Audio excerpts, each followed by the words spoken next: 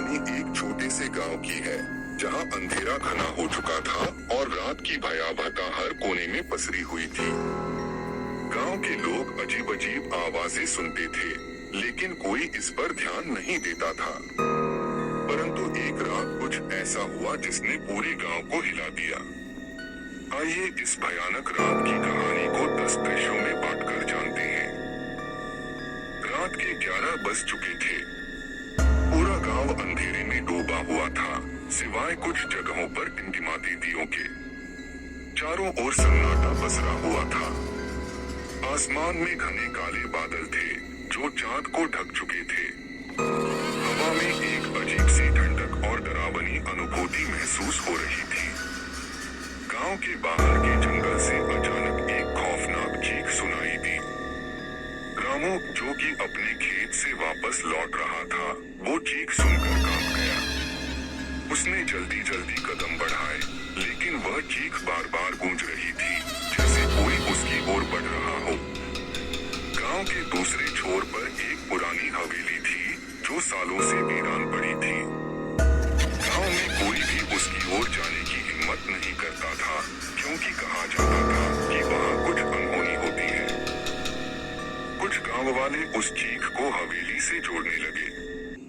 सुबह होते ही रामू के घर वाले उसे ढूंढने निकले, पर वह कहीं नहीं मिला। लोग बातें करने लगे कि उसने हवेली की ओर जाने की हिम्मत की होगी। कुछ लोगों का मानना था कि उस चीख के बाद रामू किसी अजीब ताकत के चंगुल में फंस गया। गांव में धीरे धीरे दहशत फैलने लगी। जो लोग पहले उस चीख को नजरअंदाज कर रहे थे, अब डर के मारे बाहर निकलने से कतरा रहे थे। लोग अपने घरों में जल्दी से जल्दी बंद हो रहे थे और रात होने का डर सब पर हावी था। रामू के 3 दोस्त विजय, मोहन और सुरेश उसे ढूंढने के लिए रात को ही उस हवेली की ओर निकल पड़े। वे जानते थे कि वहां कुछ गलत हो रहा है, लेकिन दोस्ती के नाते वे पीछे हटने को तैयार नहीं थे। हवेली में कदम रखते ही चारों ओर अजीब सी ठंडक महसूस होने लगी। हवेली के मुख्य दरवाजे पर पहुंचते ही जैसे ही उन्होंने दरवाजा खोला, अचानक तेज हवा का झोंका आया और दरवाजा जोर से बंद हो गया। उनके दिल की धड़कनें तेज हो गई। हवेली के अंदर चारों ओर अंधेरा था। दीवारों पर कुछ अजीबोगरीब चित्र बने हुए थे। अचानक विजय ने देखा कि दीवारों पर कुछ परछाइयां चल रही हैं। वे तीनों कांप गए और पीछे हटने लगे, लेकिन हवेली के अंदर से अचानक हंसी की डरावनी आवाजें आने लगी।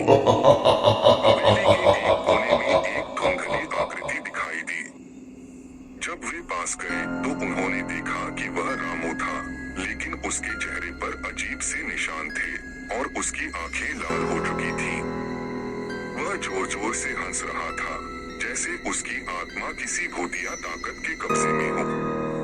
विजय, मोहन और सुरेश ने रामू को छूने की कोशिश की, लेकिन अचानक हवेली में भयानक शोर होने लगा। दीवारों से खून टपकने लगा और हवेली हिलने लगी। रामू की हंसी और जोर से गूंजने लगी।